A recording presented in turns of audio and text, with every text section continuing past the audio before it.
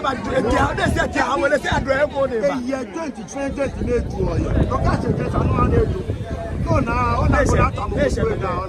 Nation. Run the paper, but there were no other day. Let's go for this taking me back on the week. I ain't gonna want to shit out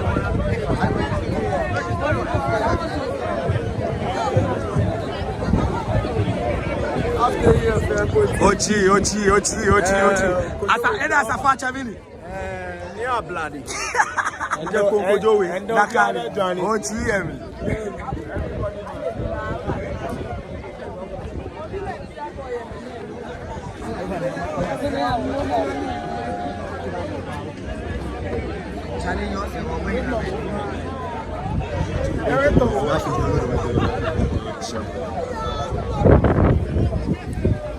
You have been in Kpone TV involving with you and all. Tamabani Chonyan Kenyan Menesua, Nima Sua, Namasua, Ashri Quaja Kusua, Menesua, what that festival you go and Ujinonia, I can say about Fana, I'm happy to be a Kali. In Blamichon, I can say, a Jew drag not try a which I can say a Pamuji, any Akaki. You were soon after your dead come here, load drunk with me.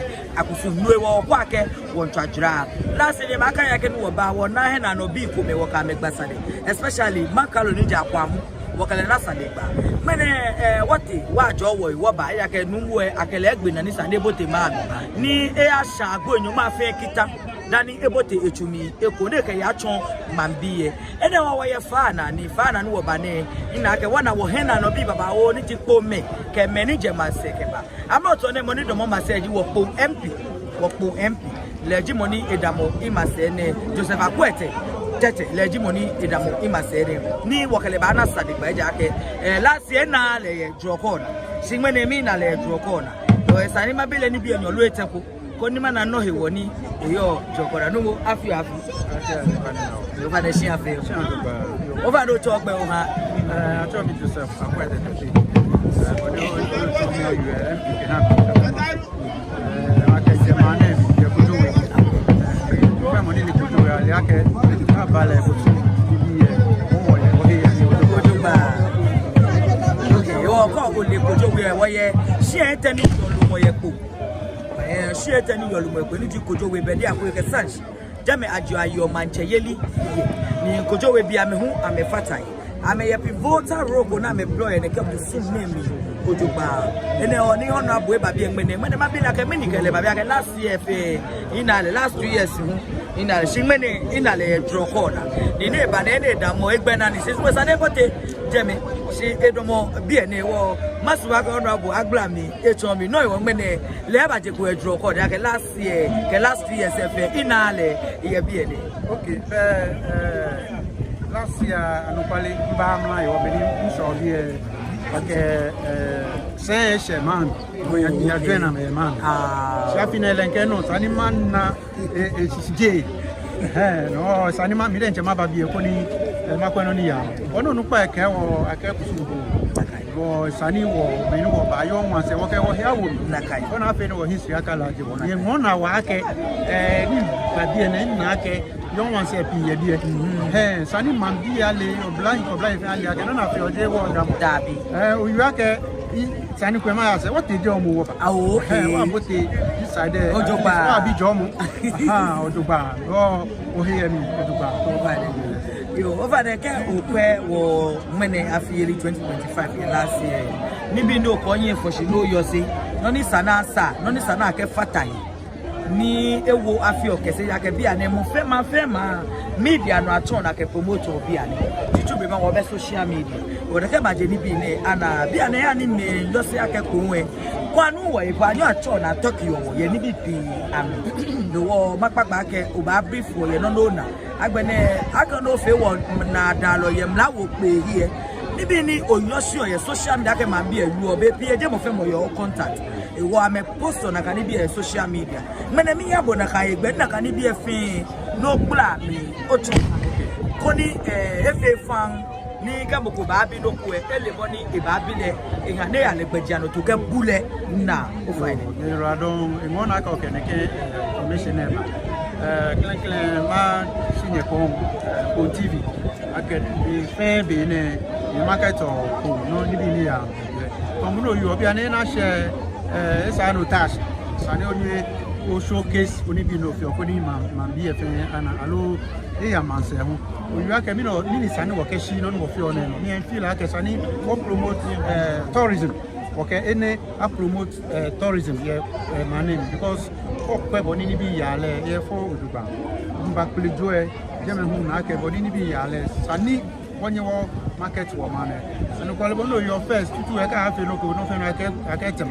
Companies have any of them get them. We share Hukuni, Sani, or me or many watch a pool my name here. When you feel no good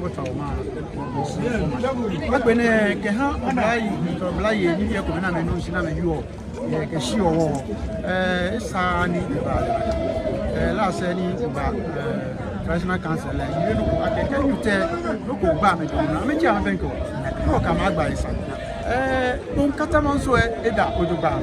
Ni Balaka, come on, I feel no, you will no, allow a new Catamanso, eventually a dear Catamanso. See, Oibi, Yakun Catamanso, Apolonia, Yakun Catamanso, Zenu Yakun Catamanso, Santa Oye.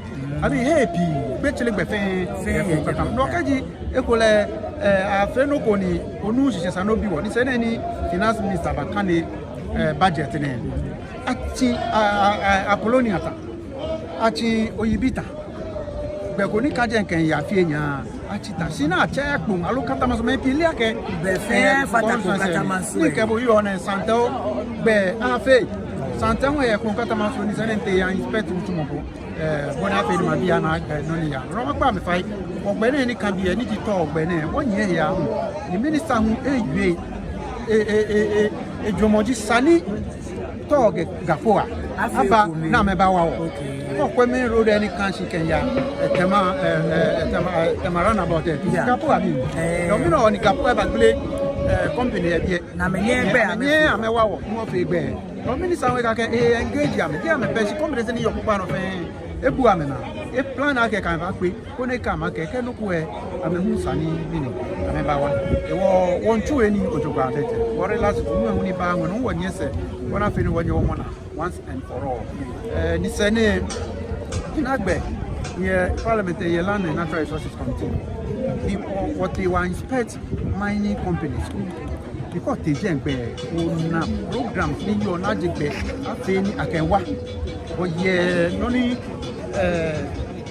mineral development fund e different kuni amna lo e jeke function ni me ni sipon aklo na ke fi o mine e fi aya wa ke minister na fi apply ya be ni ko ni ma na ke ni bi oye lively alternative livelihood ni no hu ye ni no hu ake wa me ni no oni wo ko me alo ka me na ba pro so mo ni ke fi ni ye ni no wo amna be fe no ko bona fe na ke wa no these are the things ni sa no plan here I think wo ni wo ko ya ke mi no wa fe o fe o wa ka fe le si pe ndc mpp is self we share ko ni sanya gbe ma fe o ba together ni no ni sa no wo to tell ona oyurado fe mage ni bia ni nya bi o social media fe ni kwa ke wo hono abu taflaje e reply e respond mene ko tv wo ekula mi fe echo no wo to body echo ke no ko ngbo na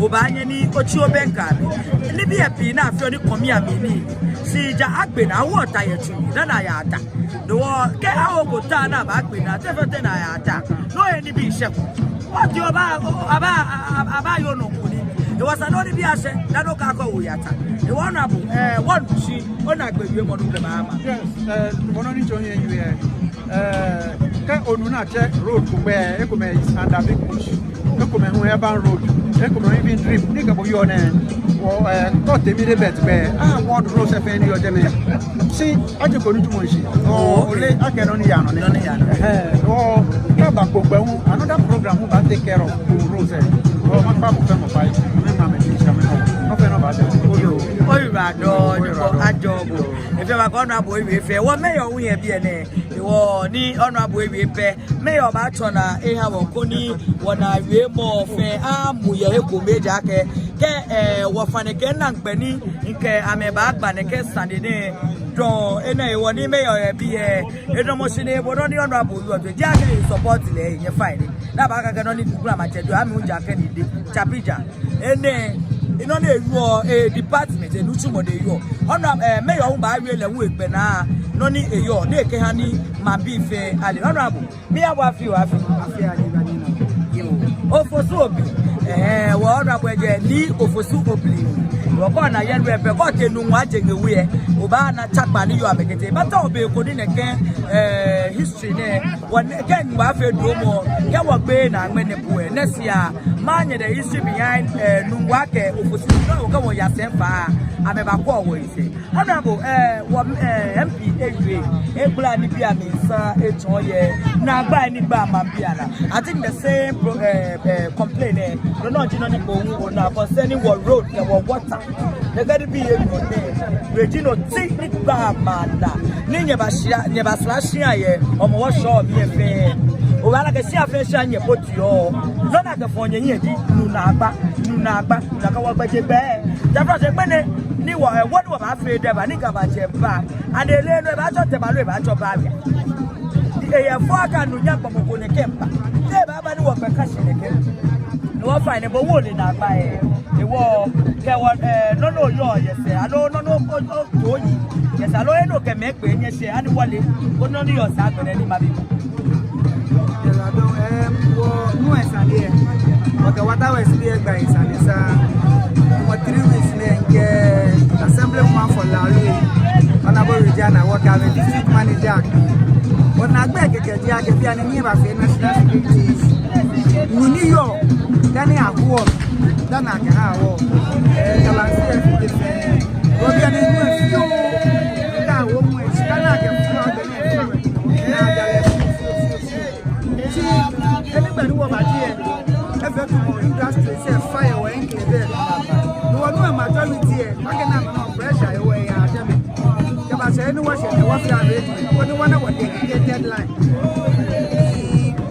ba ni one regular we eyan wa that ma be for no dey no check the public here never wa wo one hospital you to run the hospital has become another challenge I'm a human, I'm a lady. Come on, what do when you want to know it about the next way to one day. I can dedicated line. The Gloom of Fire in October, Ghana water, Tama region, Mahawo, the estimated drop. What Solomon Yaka, Eka Fafi, like a 1.7 billion for the Africa. The Gloom of Fire, what I used to be about. Here, no need to talk about money. It's a name of Papa and the contract. But I'll let you go to the contract. Get a barrier, get back. Capua Piafia, the Macan, actually, I'm getting that. Oh, baby, back. You are carrying a barrier in Mama. Take a chance to Mama. Get a bridge, you cannot talk loud. Don't you have any? I'm a shine, I'm a walk. Say back, baby. Say, never come at us. What come I get? I'm a cheer. I know what I hear. I'm a pay. What for money behind it?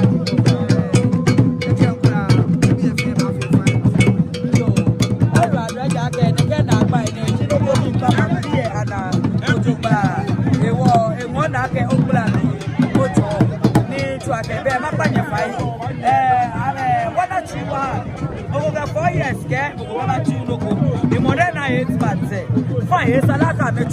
She was a see I can play a giddy betty. When I want you, they don't make care will be an old country. Come on, when you don't go one way. Maybe I mean, what knows a dear one who were a 2 year, yes, I for the year. They were what you wear. Oh, I am. They are going to make it up.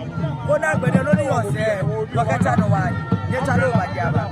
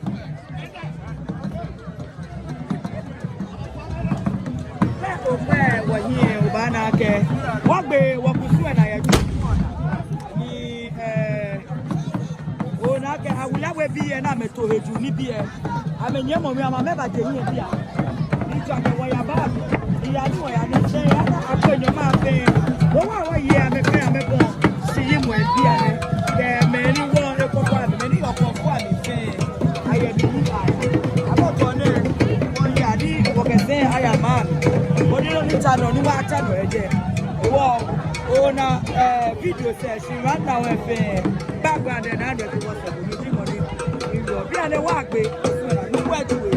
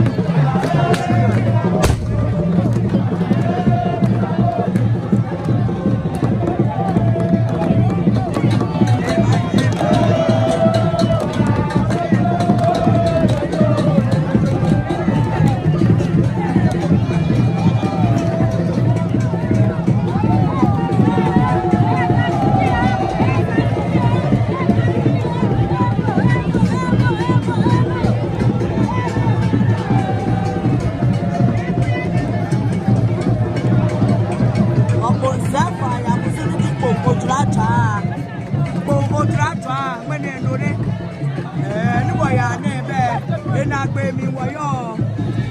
Yawa se kwere be. Beni ma je pa ba ja ni we mo te ye ti mi. Wo ko se fa no o dra cha. No ni ya no menene. Wo cha dra ye ko. Asiri kwa ja ku ni establa ti ko ti boko to ka wu ti. Na e ba ne.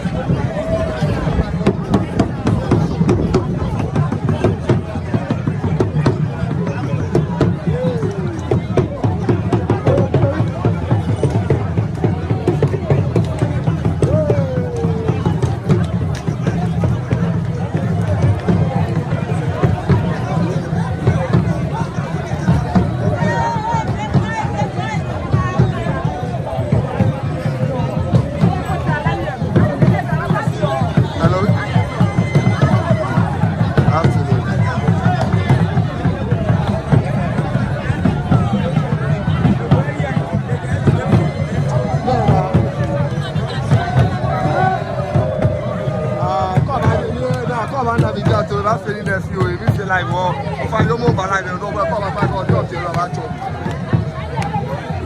Piero ya no ya ma mi eso lo va a hacer o me voy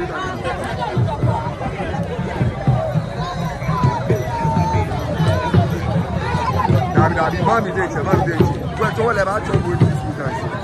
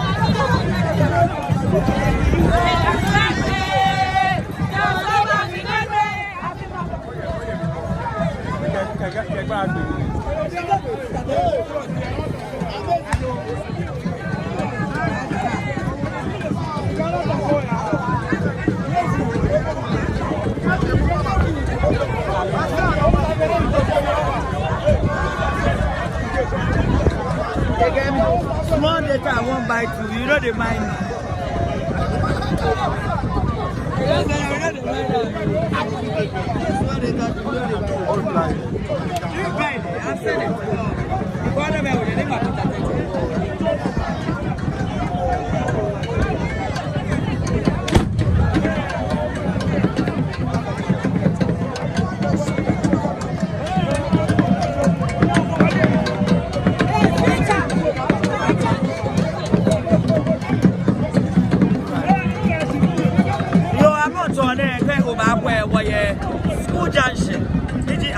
Angwa, between a time of work, was about your OH, Jemmy, Jem, well, your, what year, I may have me and Leonaka, what is it, and I'm one.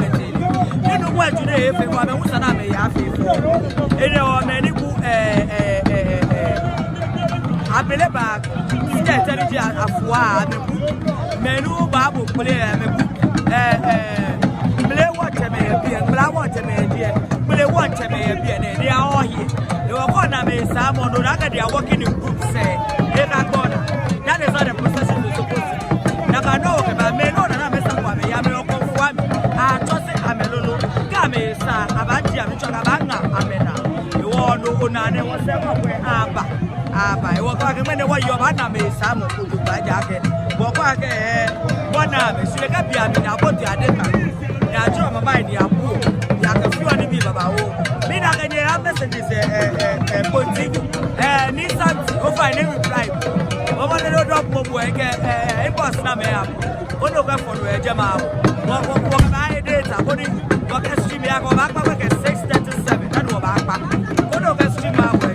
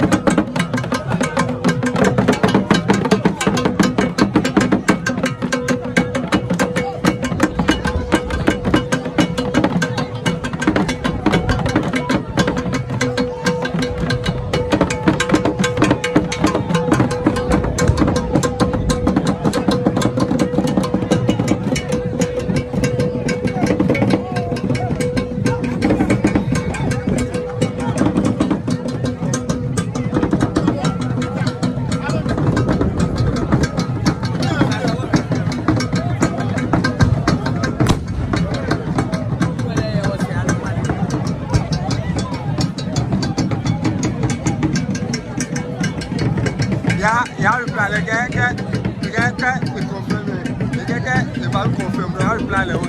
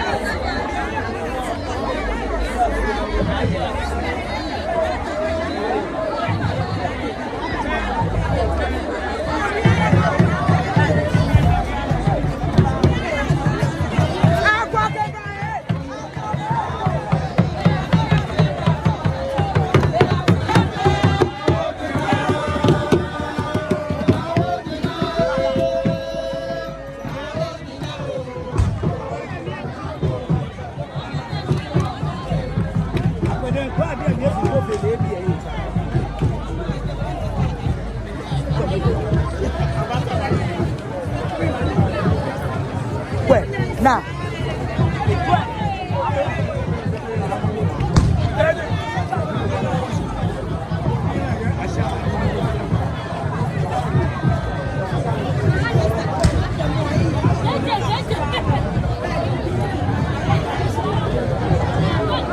all this.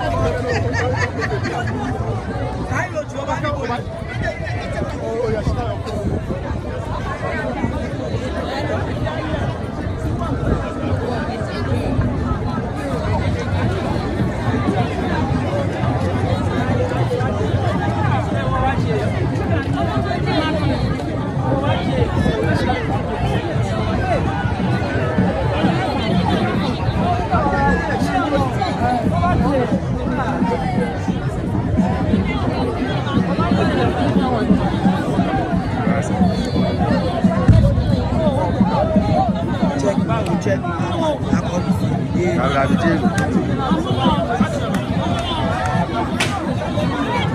What is normal light?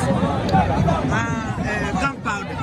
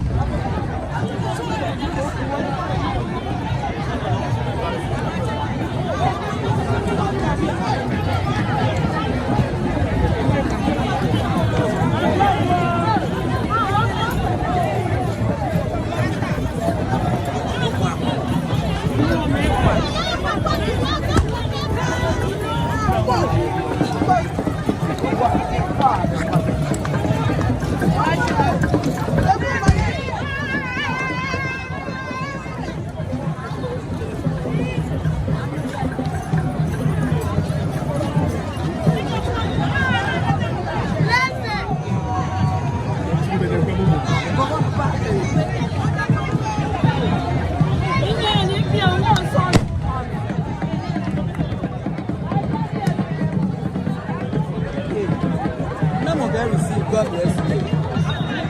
That's what we receive. God bless you. Let receive. I don't move on.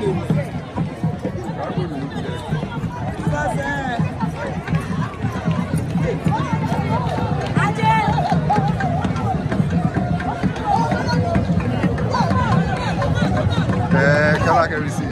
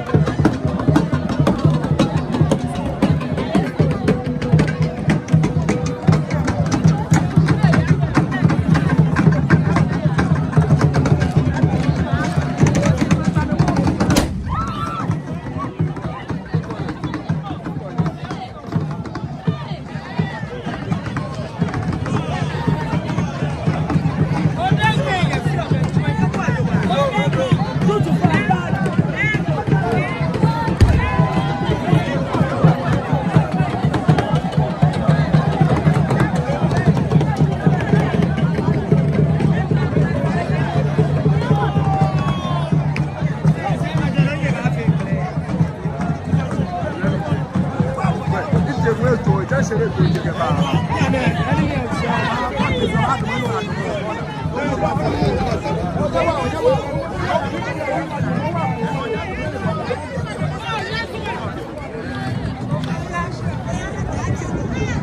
you call me.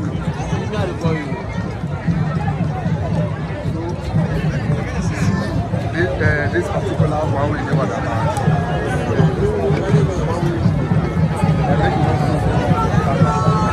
Apart from that, this job. The two of them. Make you not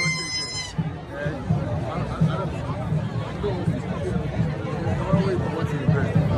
Yeah, like this. Apart from that one.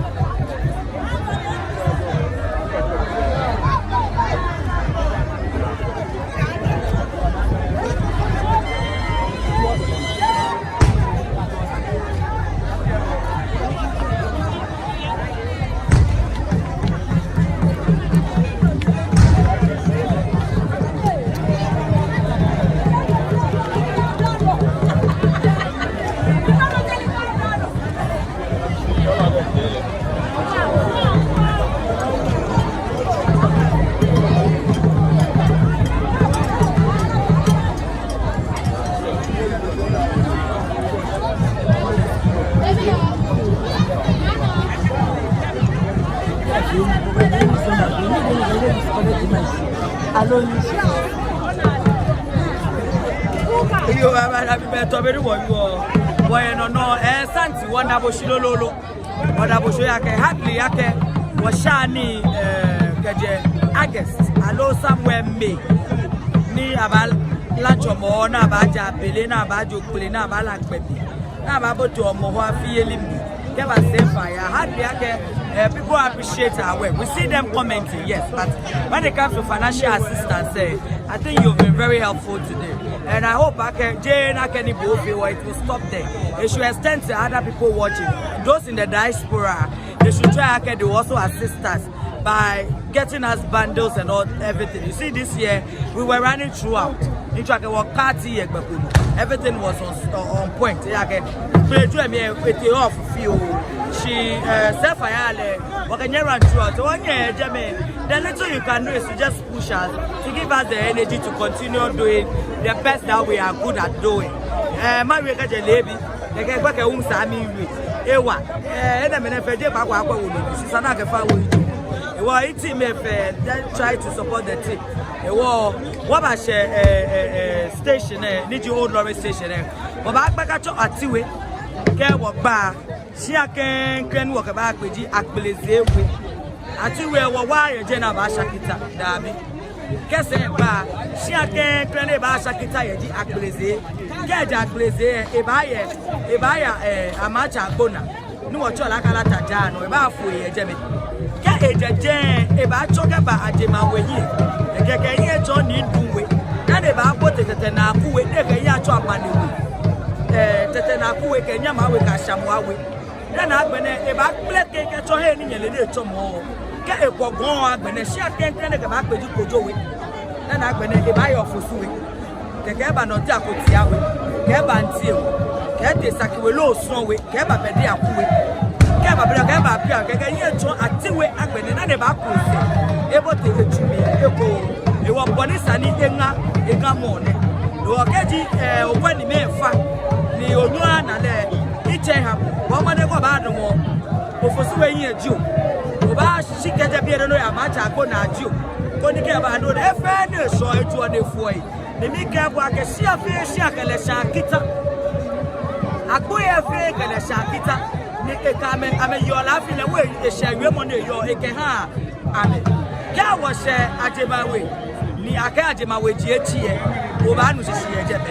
Remember, be an wash be what I want. No one and Yamabody blabbing joining a game. If I try to take clean, never our jelly or no one panic. The West and Echo Jeneka, Quay, New York message, be a fair combination. Get a jump, get a Naku and a web out to the mouth. Get a bed, you can hear about what the Josh here. I'm going to have me and any job, one dead time. This Sunny again and Yamamo Jamaica said, Pusuni your Ebafe, Yajame, Danny Ebabotage, a sunny magic, a patron, a Bujusua, a Yoyele, a Sablanji Cocotti Bonko to Kabuchi, a Badgy Ashley Waja, your BNN of your Valley, but it was a war, one back one. Bonica, a back, Alata, they can possession, I am a pony, a yale, a half. Kai market over follow your YouTube, Facebook, Instagram, and TikTok.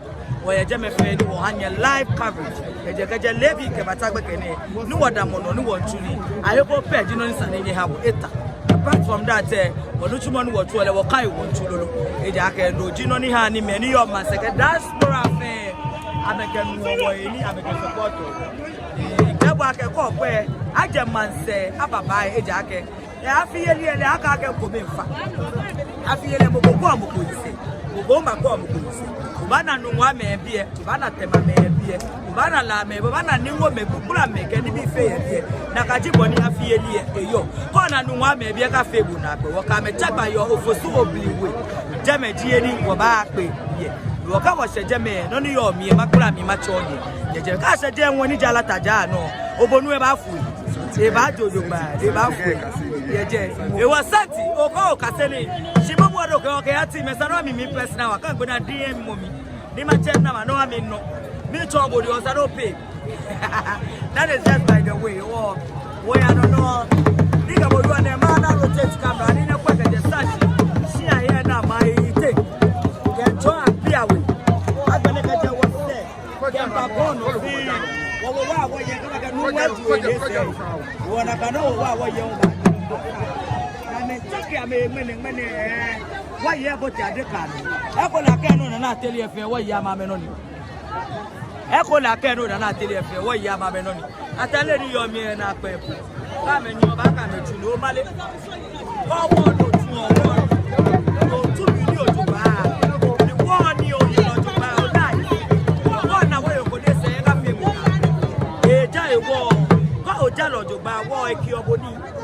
E ga no go do ka drop ba e drop cham. Ka drop cham o drop ni na. No na. Wo mene no jino ni ya no ye bie. About to na what's a bie. Yo. Ba ba ke ya ala taja. E ati taja fe. None yo se nye bana ye jeme. E ba ba ke ya ala taja. Si ake kan ke ba pe ala tan ke wa kle se we. Ye ke ba pe. Ke jeje ba ala taja. Ke sake ya se ke ba pe ji. Ama cha Kpone. Jeme ke ba pe ala taja. Ke jeje ke ye ba twa je ba we. Ke bo te ni du we. The government ebote nyama we di nwe teche we asabwa we the na kwe ametatren abahwe ni eno ni jibo nu de kejuo ni ebafu sisi ana fe amekele shakita ye kita ne no jiro ni mambie sumake amena na ameyose na amenu emi wemwe the body e yole ha ene ewo you are the pandemonium is very massive here ni ko kwe na hi because the pressure here is very huge. There was camera but then if I feel poor, I'm not going to need to run may I jam money and the war bonnie a buyer. That was a gem where whatever happened I was spending Santi. She me no le person at the page. Piero leko, boteleko, zino leko, me ben leko.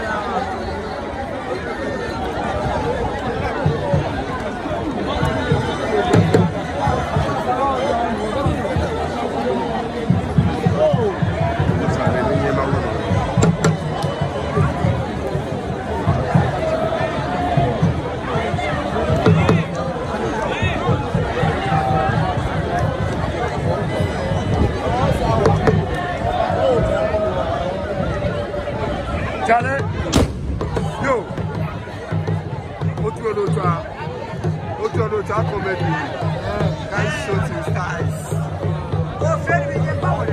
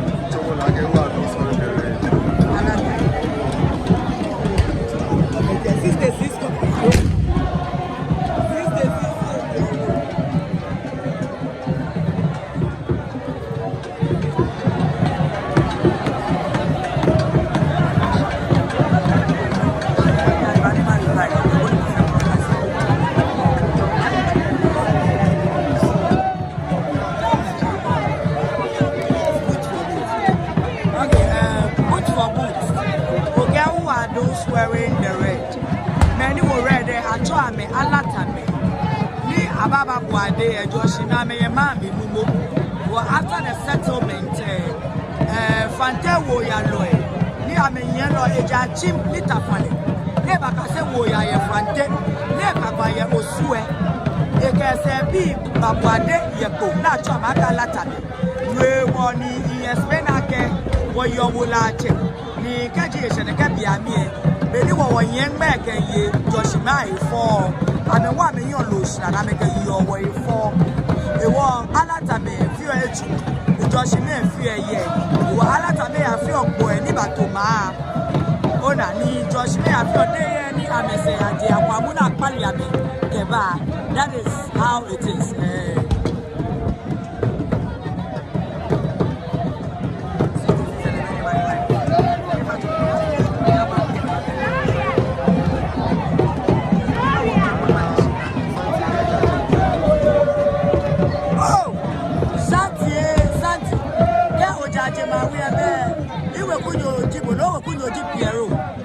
Shani and many, me, Papa, Mammy, Ejaji Maui. Papa, Mammy, Ejaji Maui. Oh, my boy, if I don't want Jimawi, or they waffle at Jimawi. But Papa, Jimmy, you do a shot and you see. Ajamawi Nama said to me. They want to see and you know, you are Alatame, t-shirt, you are faded. Or t-shirt and you are faded. You don't know what I'm going to have a lot of things. Manu Naga Ajamawi, you are touchable. Need you affair, what would I tell you? I put up with the way I don't get ownership. We need to be updated where we are. Then putting to what's the okay? Well, I'm updating you. So keep your questions coming, and then I will try my best to explain it to you. No, this and this time we money now time and here panel. Manke, Mafe, Minachole, video coding experience. Santo get funny enough, Peru is your cousin. Direct by Jolly Peru from a theater. Hey, just Santi, over the tell food because Peru is when you recognize one other when you meet people over live. You often have your food name. We are regularly no more say I don't know. Unfortunately, when you want to take camera, let us go. I can have money, but if you are right now, money, you now. Well, let me see your face. What do I can go? Go over our chat. What I can go with it.